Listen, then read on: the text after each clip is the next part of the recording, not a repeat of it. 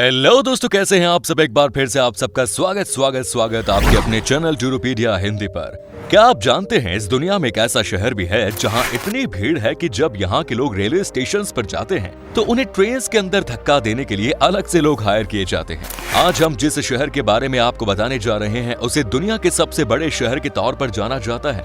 एक ऐसा शहर जहाँ के घर के एक बेड के साइज जितने छोटे होते हैं, टूरिस्ट के लिए ये शहर पूरी तरह से टैक्स फ्री है। यहाँ के रेस्टोरेंट वर्ल्ड के टॉप क्लास रेस्टोरेंट्स माने जाते हैं और साथ ही यहाँ एक ऐसा रेस्टोरेंट है जहाँ खाना वेटर्स नहीं बल्कि बंदर सर्व करते हैं। ये दुनिया का वो शहर है जहाँ मोटा होना गैर कानूनी माना जाता है। जी हाँ दोस्तों, सही सुना आपने। हम बात कर रहे हैं जापान की राजधानी शहर टोक्यो की। वो टोक्यो जिसका मुकाबला आज कोई नहीं कर सकता। जापान के इस शहर से जुड़े कई रोचक तथ्य हैं जो इसे दुनिया के अन्य देशों से काफी अलग बनाते हैं। तो फिर देर किस बात की, अपना सीट बेल्ट बांध लीजिए अच्छे से और निकलते हैं दुनिया के सबसे खूबसूरत शहर टोक्यो के एक शानदार सफर पर। जापान के बारे में तो आप लोगों ने जरूर सुना होगा। जापान की गिनती उन देशों में की जाती है जिसका कोई मुकाबला नहीं है। अगर जापान की बात करें तो ये देश एशिया महाद्वीप के प्रमुख देशों में से एक है और ये 4 बड़े और लगभग 6849 छोटे द्वीपों के समूह से बना है। जापान की राजधानी है टोक्यो, एक ऐसा शहर जिसका नाम हर किसी की जुबान पर रहता है। यहाँ हर काम को आसान बनाने के लिए कई ऐसी चीजें हैं जिन्हें देखकर हर कोई हैरान रह जाए। दोस्तों, टोक्यो जो कि जापान का सबसे बड़ा शहर है, वहाँ के लोग अपने अजीबोगरीब कारनामों के लिए पूरी दुनिया में जाने जाते हैं। ये शहर अपने इंफ्रास्ट्रक्चर के साथ साथ रेस्टोरेंट, होटल और फैशन के लिए भी काफी मशहूर है। टेक्नोलॉजी के मामले में ये शहर इतना आगे निकल चुका है कि किसी भी बड़े देश के शहर को इसे पकड़ पाना काफी मुश्किल रहने वाला है। टोक्यो दुनिया का सबसे बड़ा मेट्रोपोलियन शहर माना जाता है। टोक्यो शहर की कुल आबादी लगभग 3.5 करोड़ के आसपास है और शहरी इलाकों के लिए टोक्यो को पूरी दुनिया का सबसे बड़ा शहर माना जाता है। कहा जाता है कि अगर आप भारत के शहर मुंबई से हैं तो टोक्यो में रहना आपके लिए सबसे ज्यादा आसान है, क्योंकि यहाँ मुंबई की तरह ही इस शहर में सबसे ज्यादा भीड़ भाड़ है। टोक्यो की चर्चा यहाँ की जनसंख्या की वजह से होती है और कहा जाता है कि यहाँ लोग ट्रेन में सफर करते हैं तो इतनी भीड़ होती है कि उन्हें अंदर धकेलना पड़ता है। इस शहर में हर दिन लाखों लोग ट्रेन और बसों में सफर करते हैं। इतनी भीड़ को कंट्रोल करने के लिए जापान की सरकार ने एक अजीब तरीका निकाला हुआ है। आपको जानकर यकीन नहीं होगा कि यहाँ की ट्रेनों में भीड़ को संभालने के लिए कई व्यक्तियों को रखा जाता है जो लोगों को ट्रेन के अंदर धक्का लगाने के लिए रखे जाते हैं। इनका काम भीड़ को धक्का देकर अंदर करना ही होता है। टोक्यो में जितने लोग हैं उतने घर भी नहीं है, फिर भी यहाँ लोग पिछले कई सालों से रह रहे हैं। टोक्यो पूरी दुनिया में इसलिए भी फेमस है क्योंकि यहाँ चारों तरफ हरियाली है। यहाँ हर तरफ चेरी ब्लॉसम के पेड़ है और सबसे ज्यादा बौद्ध मंदिर। दोस्तों, ये तो सब जानते हैं कि टैक्स से ही सरकार सबसे ज्यादा पैसा कमाती है, लेकिन इस दुनिया में कई ऐसे शहर हैं जिनकी गिनती टैक्स फ्री सिटीज में ही की जाती है। टोक्यो का नाम भी उन शहरों की लिस्ट में शामिल है, इसलिए जापान के शहर टोक्यो में शॉपिंग करना हर किसी को पसंद है। यहाँ की सरकार ने अपने टूरिज्म को बढ़ाने के लिए ही टोक्यो को टैक्स फ्री किया है। यहाँ आकर अपने पासपोर्ट के जरिए लोग टैक्स फ्री शॉपिंग करते हैं और जापान के इस शहर से सस्ते दामों में सामान लेकर जाते हैं। हालांकि टोक्यो में टैक्स फ्री उन लोगों के लिए नहीं है जिन्हें जापान में रहते हुए 6 महीने से ज्यादा का समय हो चुका है और जो लोग यहाँ काम करते हैं। हांगकांग के बाद टोक्यो में लोगों की एवरेज उम्र सबसे ज्यादा होती है। टोक्यो में लोगों की औसतन उम्र 84 इयर्स है, यानी कि पूरे यूके से 3 साल ज्यादा। इसके अलावा टोक्यो अगर किसी चीज के लिए सबसे ज्यादा फेमस है तो वो है यहाँ के रेस्टोरेंट्स। टोक्यो के रेस्टोरेंट्स केवल जापान में ही नहीं बल्कि दुनिया के सबसे बेहतरीन रेस्टोरेंट्स में भी माने जाते हैं। माना जाता है कि दुनिया के सबसे ज्यादा टॉप रेटेड रेस्टोरेंट्स टोक्यो में ही है। टोक्यो के शेफ का कोई जवाब नहीं। यहाँ के शेफ दुनिया के सबसे बेहतरीन शेफ माने जाते हैं। टोक्यो के शेफ खाना इस तरह से बनाते हैं जिसका तरीका आज तक दूसरे कई बड़े देश भी समझ नहीं पाए।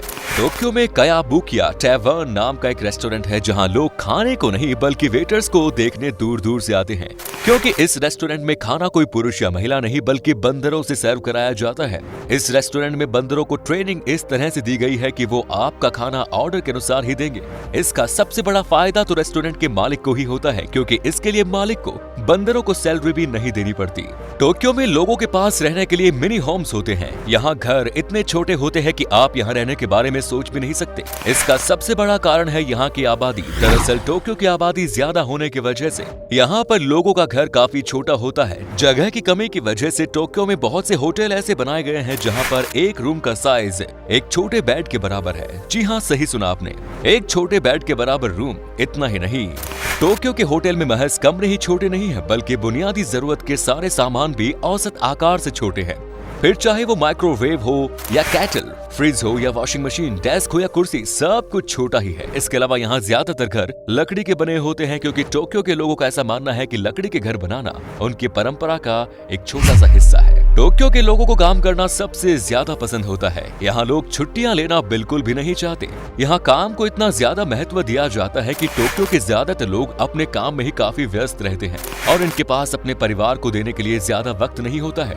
सिर्फ टोक्यो में ही नहीं बल्कि पूरे जापान में कई लोग काम से रिटायर होने के बाद आराम करने के बजाय अपने कौशल और ज्ञान का उपयोग करके अपने समाज के हित में करना पसंद करते हैं। इसलिए ये लोग रिटायरमेंट के बाद फिर काम पर लौट जाते हैं ताकि यहाँ सभी फिजिकली फिट रहें।